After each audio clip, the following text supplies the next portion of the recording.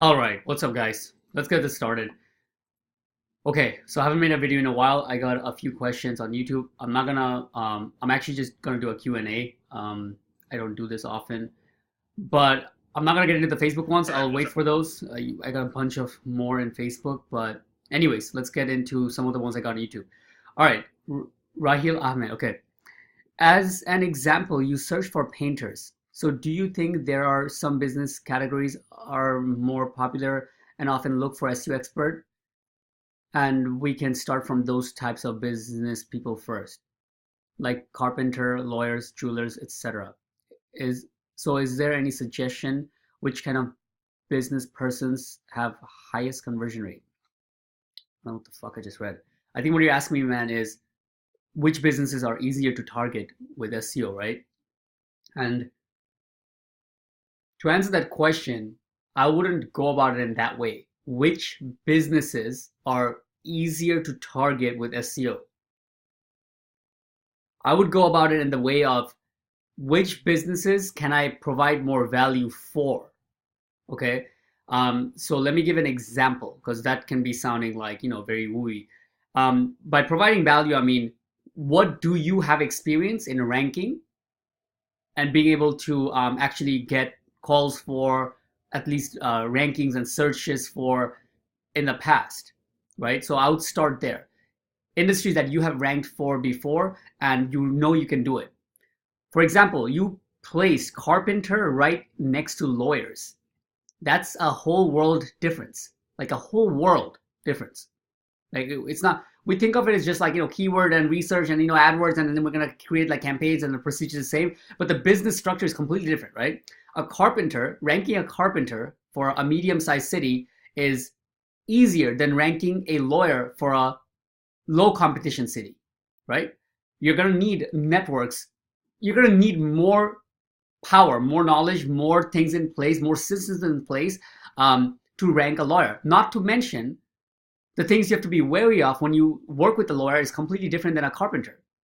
Carpenter is usually going to be people who are pretty straightforward. They don't know much about the digital marketing side, nor do they care, nor are they going to be pestering you to do so, or all they're going to make sure is you know how to make the phone ring, generally speaking, right? Home services like that.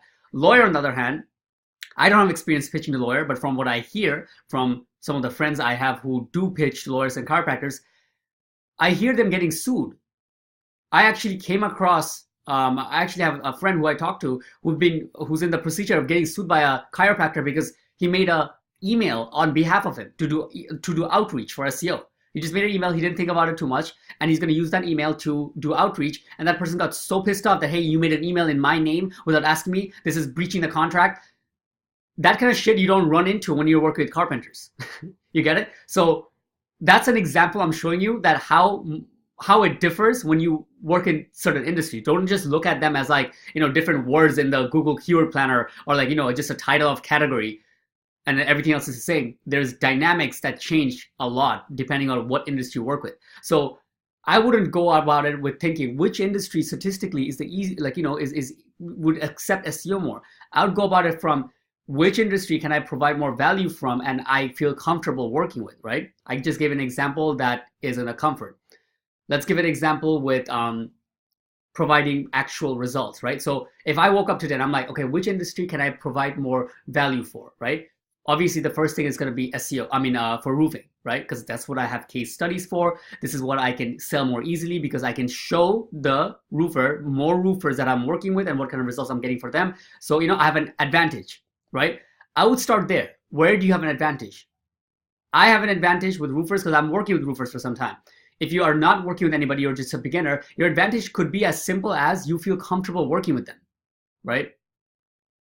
Fuck, there's a bee in my room. 1 second. Let me pause this and take it out. All right. So where was I? Okay. So I would start off something that you have an advantage in, and it could be as simple as, an industry you feel comfortable working with, right? Maybe you know their lingo. Again, home services, usually in my experience, from what I hear as well from other people, it seems pretty straightforward. It's a good place to start off to get some traction, and then you can move into other industries that are a bit more competitive, you could say, or needs a bit more systems around to make it work smoothly, right? Working with a lawyer, you're gonna have to have different kinds of reporting systems. You're going to be a lot of times you're going to have the sales process that sells to multiple people. This is stuff you have to consider. You're not just always going to be talking to the lawyer itself. You're going to have to sell the manager that's on desk first to get to the lawyer, all that kind of stuff, right? You have to take into account. So that's my take on that. All right. How can I contact you? Okay, let me read it first here and then I'll go. Hello, Shiv. I think I found it would be fantastic if you had written script. Your technique, a written script. Your technique is honest and straightforward, and that's what I want to model. I tried to get the YouTube. What is it? Good morning, guys. How I close pay-per-call clients. If this part you're gonna feel comfortable, they don't want it. If I remember, man, this doesn't really need a script. It's pretty straightforward. That's what I show in this video is exactly what I say, right? I forgot what I say because I've been doing pay-per-call for some time, but I know the script is very short. It's very straightforward. It's the underlying thing is you have calls coming in. You're gonna give them 1 or 2 calls for free. Once they like the calls, then you guys can talk about talking about putting a week-to-week payment system. It's the easiest sale that can happen in the SEO side or like in the lead generation space, right? You're giving free calls, right? There's no contract. There's nothing they even pay up front for the calls, right? I actually don't even recommend it doing it like this. You can start off like this. You'll probably be losing some money, breaking even until you get a few clients and then be making the money, because while trying to get some clients, 1 or 2 people might take the calls, then not call you back. This is why the main thing you have to qualify from this sale is that they are, sincere. They're people who are genuinely looking for leads and they're going to, try them out and they know the game, right? You have to go through the main things like, it doesn't count if it's 1 minute. As long as they inquire about your service, that counts as a call. Just make sure they understand all that, right? So you'd be surprised what people sometimes think. They would say all the things you think that they understand what you're talking about. Like they would say things like, fuck, I can't even speak. Oh yeah, we understand that not every call is going to turn into a job, but we just want to make sure these are good leads. And you think that, okay, they're good. Once you start working and then they come back and they're like, all right, one of the calls I got was somebody who called me in the past. So make sure you have a good amount of clause in there. And as you get started, you're going to be filling in a few more clauses, because this kind of sale is more to protect you than them. They don't have much risk in this, right? From the SEO side, they have all the risk or a lot of the risk, right? This one, you have all the risk. You're spending money to get them calls, or you're spending your time and energy to build assets that's going to get them calls. And then if they don't pay for it properly, it's going to be it's going to hinder you down. So that's my thing on pay-per-call clients right now. And actually, me and my business partner are actually looking into getting back into pay-per-call beginning of next year. And if we do so, it's going to be a huge move. Like I might pause all my clients, meaning like just keep the clients that I have that I end up with by the end of this year, and then just keep them ranked and stuff like that, but not get too many more SEO clients and then get into pay-per-call for some time in a heavy fashion. We're waiting on a few things to click. Depending on those things, it'll dictate dictate that move. And for once, it's actually a technique. It's actually everything is depending on a SEO technique. Usually it's not like that. Usually it's things in structure and business and partnerships, stuff like that. But for once, it's a simple technique we're waiting for to see if it clicks. And if that does, then we're going to go into full force in pay-per-call, right? So if that happens, you guys will get a lot more content in that direction. But having that said, let's go to the next question. I don't know if I'm doing a good job in this or not. How to sell more. All right. Hey Shib, in order to track what keyword from AdWord campaign contributed to a call landing page, what option? Jesus, what the fuck am I doing? I just look like a murderer, man. Okay. In order to track what keyword from AdWord campaign contributed to a call on landing page, what option in CallRail do you use? Is it keyword pool number? Cheers, man. Really good question. I moved away from CallRail, right? Not because of anything of them, it just was too expensive for me, right? For the number of phone the number of numbers I'm using right now. I moved to Qualifier.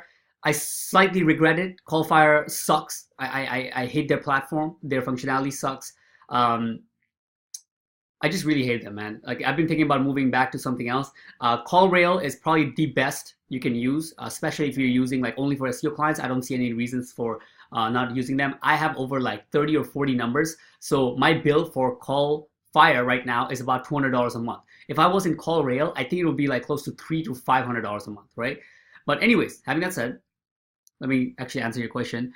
Is before I moved from CallRail, we were trying to work that out with one of the support, right? We were talking to them and basically working out where I can find out which keyword actually was typed in before the ad was clicked that resulted in the call. They had that integration. At that time, they were just working on it. They had the thing available in their dashboard, but they said it's coming soon. So I think that by this time they would have already, made the progress to do that. The best way would be just to call them and let them do it. CallRail has fantastic support. I think it has one of the best support in all platforms after like SiteGround. SiteGround is like top level support, but it's a hosting company. And then now it's CallRail. Really good support. They will actually do the entire thing with you. Just be friendly with them. Try to make a relationship with one of the reps. That's the guy you can always call and ask for him. They really help you out. So I would say go about it in that way. Having that said, all right, Jason Guy.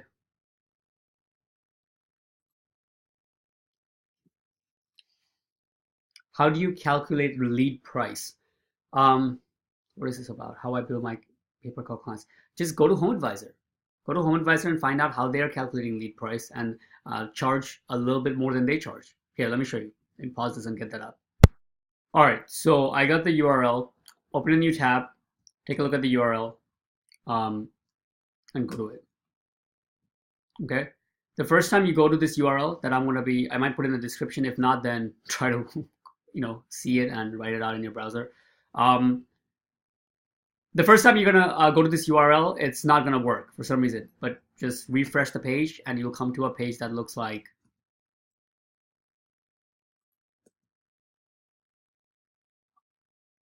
Let me see. There we go. All right. So lead fees. I don't know why it says L dot dot dot, but okay. pro.homeadvisor.com/billing/lead fees/ okay. Refresh it a couple times. Call it a hack. Wait 1 second. Let me oh fuck. Let me put my thing to charge before the shit shuts down. And then you're gonna come to this page, and you're gonna be able to go through and AC whatever. See all the industries that Home Advisor serves. Let's say I do HVAC. Select a state. Let's say I do whatever, Delaware, and then area, Dover. Okay. View pricing. There. Market lead, exact match lead. Exact match is if people are looking for their brand. Like if it's Bob's HVAC, somebody types in Bob's HVAC and goes to Home Advisor, or goes to Home Advisor and looking for Bob specifically, something like that, they still charge the contractor a lot of money, right? Which is insane. They charge actually more than what it would cost them if somebody just looking for the service, which is they're just bad people, man. They're fucking assholes. Home Advisor does what they want. Anyways, point is, you can see here what the fuck people are paying. Look, an HVAC company, an industry that doesn't make shit ton of money. It's not like they're making like 10 grand per sale or some shit. They make like $300 to $500 a sale. They have to pay for an oil furnace installation. They're gonna have to pay $84, and this lead gets shared with 5 other contractors. So do now do anything, event planning, flooring. I'll do roofing just to give it.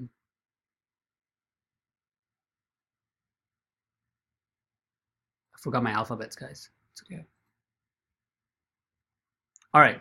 So if I was to look at my thing, right, and I'm doing pay per lead. Let's say I'm going back to pay per lead, and I'm like, all right, I wonder what I'm going to charge for this lead generation asset I have in Dover, Delaware, right? And I go, asphalt shingle roofing is the most common type of roofing, and I see these guys are paying $119, so $120 for a lead that gets shared with 5 people, and 5, apparently homeowners getting sued because they're actually sharing with more like 8 to 10 people. But you see the point? Even if I was to price it at exactly the same price, I'm like, hey, look, Mr. Contractor, you are a home advisor. I see that you are currently active. You're paying $120 for a lead. I would break it down like this. 2-step process. One is like, Mr. Contractor, which one do you think is more valuable? Somebody fills out a form online that comes to you, and then you call them back at a later time, or somebody calls you directly live because they just saw you and checked you out and then called you. Which is more valuable? They're going to say 10 out of 10 times this one. They understand. It's a call, all right? Boom, you broke down the quality. Then you're going to break down the actual, like, the exclusivity. All right, having that said, Mr. Contractor, which is more valuable? Somebody gets that lead to 5 people, and you have to run back and forth to try to get to the homeowner's home first. A lot of times you can't even get them on the phone because as soon as you get the lead, they are already on the call with the other contractors, right? Because they're all ready to just call them, right? Would you want to do that kind of lifestyle? Like, it's a lifestyle thing. It's not just, you have to understand, this is not just like a lead thing. This affects a lifestyle. The home advisor people in home, they're scrambling. They get anxiety from running their business because they use home advisor, right? This is what I've seen. Compared to, would you like it if they call you because they checked you out, they're looking for you, and they would like to talk to you? And after those 2 things said, if you keep the price the same, it's a no-brainer for them to take this. You are going to get that sale very easily. I don't know. I did this before in challenges before. Like, if you guys want to see, I can do this again. I think it'll be a fun thing. I can get a sale for this at this price every day if I want.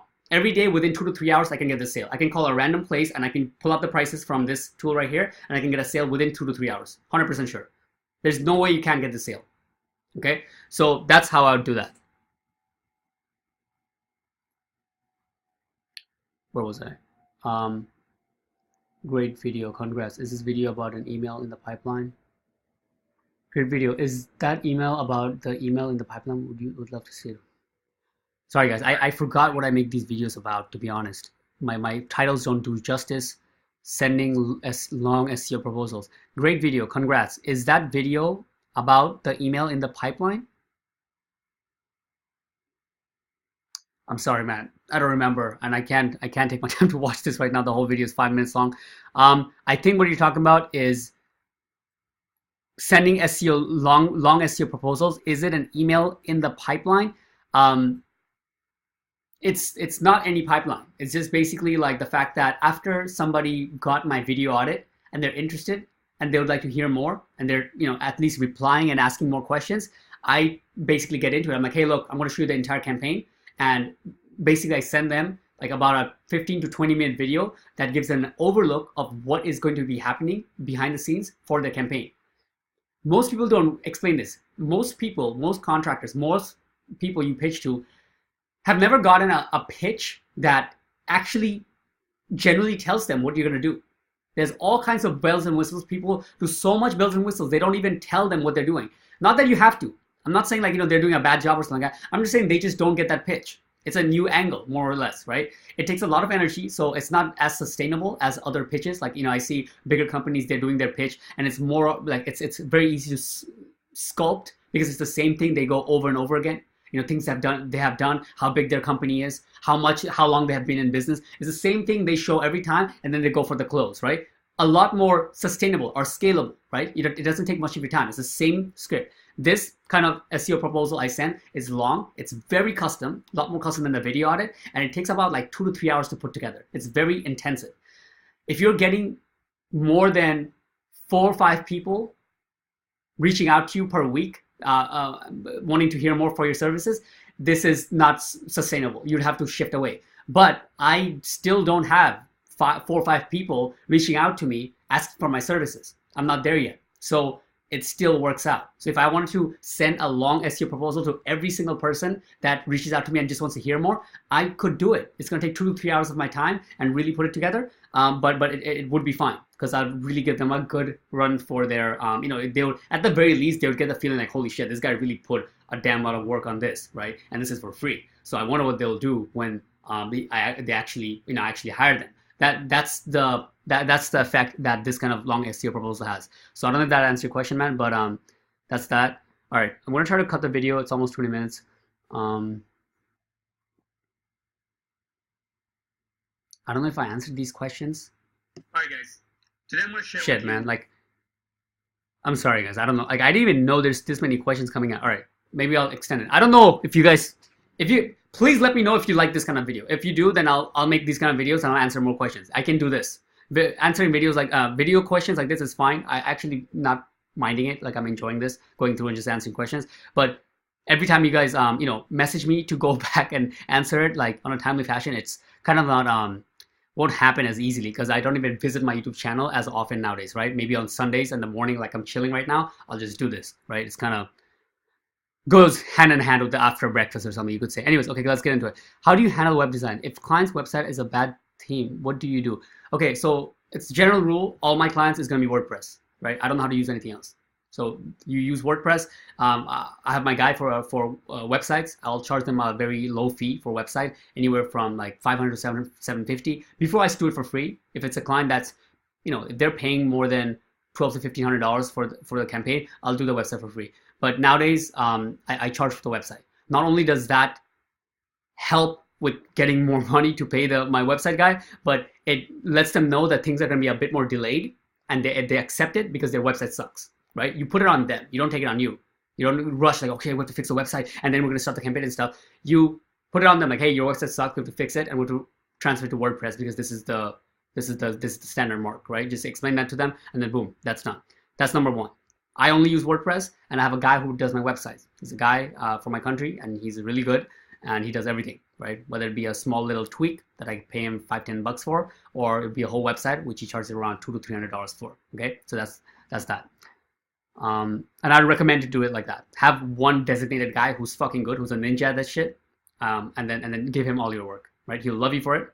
He'll charge you low for it, and he's gonna be basically standby. I can anytime I have a little problem, I just mention it out to them. It's gonna be fixed within a day, right? This is usually if you want that kind of relationship, that kind of performance, you're gonna have to have somebody on staff with you, right? Like a web designer on staff full time, which I don't want.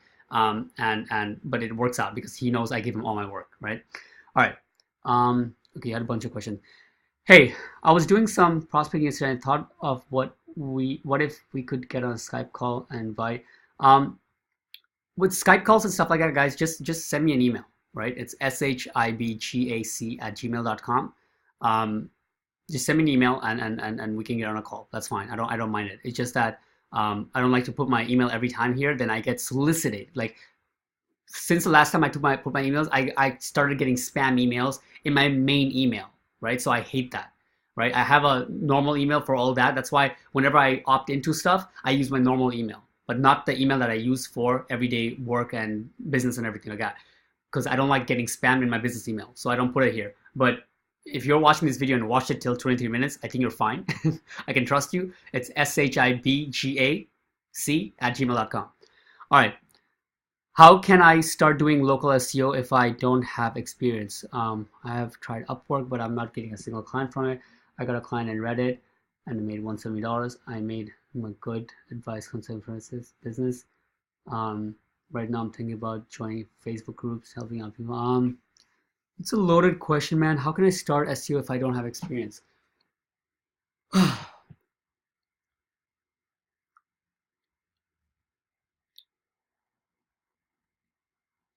have to understand that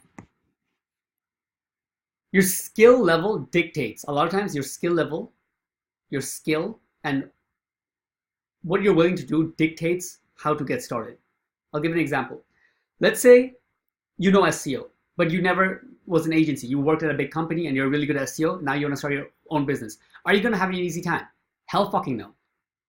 That means for years you've been behind computers just tweaking stuff and testing things. Now you're going to be in the world calling people, cold calling, frustration, back and forth, the whole uncertainty of human behavior, people not clinging to their words and all this shit, the business structure itself, all the anxiety of not knowing exactly what to do. You have to do weird things, wear all these hats, accounting, management, taxes, all this shit put together. You're not going to have that experience, right? So will you have an easy time to create an agency just because you know really good SEO? Probably not. You're going to have to still go through a lot of challenges to make that happen, right? The point I'm trying to make is depending on where your skill level is and how good you are at that part, it's going to dictate a lot about how to get started. So same scenario. Again, you're good at SEO, but let's say you're one of the best, right? Let's say you're like Greg Ortiz, you're New York #1 or something like that. Can you make an agency a lot easier? The answer is yes, because the sales process you have to go through when you're that great is not the same. Now you could rank your own assets, right? Not saying that people who are running agencies and getting clients can't do that, but what I'm saying is if you're that good at scaling and building systems for SEO, so that's like two skills I'm talking about, not just doing the SEO itself, because it's very different doing SEO for one website. Let's say you rank your own website, you put all your love and, you know, like it's like your mom cooking the pot, right? You're putting every single tweak that is possible you can think of, do the blog comments yourself, and then you rank it. That's very different than something that duplicates. You see? An SEO who knows what to do is very different than an SEO that can make a system around something that is duplicatable, that is easy to understand, that VAs can follow, that can be taken and scaled across many industries. That is very different, two different skills. I hope you guys understand what I'm saying, right? Like, not everything is duplicable, right? There's some stuff in SEO that the VA just won't be able to do as easily, at least not in the beginning. There's far most important things that they have to learn first before they get into those nitty-gritty things, right? I'm not gonna teach somebody to do how to do drive stacks and stacking and stuff like that before they know how to do on-page optimization, right? Base things are first. So you have to comment from that point. What is your skills? What are you already good at? It doesn't even have to be SEO. Let's say you don't know anything, right? Let's say you are just getting into SEO. You don't know how to sell or do SEO. I would say, what experience do you know you have? What is something that people across the board have said that you're kind of okay at? Is it tolerance? Is it work ethic? Are you the type of person that you suck at everything else, but you will put in 12 hours a day, 7 days a week, and then you can do that shit? If you can, then that's your skill, right? That means your work ethic is your main skill, and you're going to be dividing your time between learning SEO at night, selling in the day, and you'll get good at both at the same time, and that's how you'll do it. It's probably a video of its own, but like I said, it's a loaded question. To make things simpler and not getting all like philosophical, what I would say for local SEO is verify one map listing, right? Whether it be if you live in US, then do it with your own, home location. If you're not in the US, do it for free for a business, right? Start with an easy service, carpenter, deck builders, something in the home services, right? Easy. Don't go for even the harder ones. Like, don't go for remodeling bathrooms or like roofing. These are generally a bit more competitive than things like HVAC or plumbing is saturated, but you could say like deck builders, behind the scenes, right? Stuff, right? HVAC, I think, is a great one. Start there, rank one site, right? Document everything. Literally, hey guys, today I'm going to start ranking this site, and first of all, we're going to be writing the content. Document every single thing, right? Making a video about it. Not only will you be able to use this for your VAs later so they get an idea, but you can also use parts of this to sell people, right? Later on. Document everything, what you're going to be doing. If you're doing it for somebody else, still document it. Once you rank it, they're getting calls. Record the phone calls, right? Everything. Right now, they're getting in their Google My Business, no calls at all, no clicks to the website. After 3 months, hey guys, today they're getting 30 calls this month and 52 visits to the website. This is some of the recordings of the calls. We can go through some of them. Oh, look at these, how high quality they are. If you do that correctly, from the very first asset you rank, you'll have all the things you need to sell to other people in that industry. If you do it correctly. Nobody does. I'm on my, I don't know what number client. I think it took me after 10 clients for me to document properly.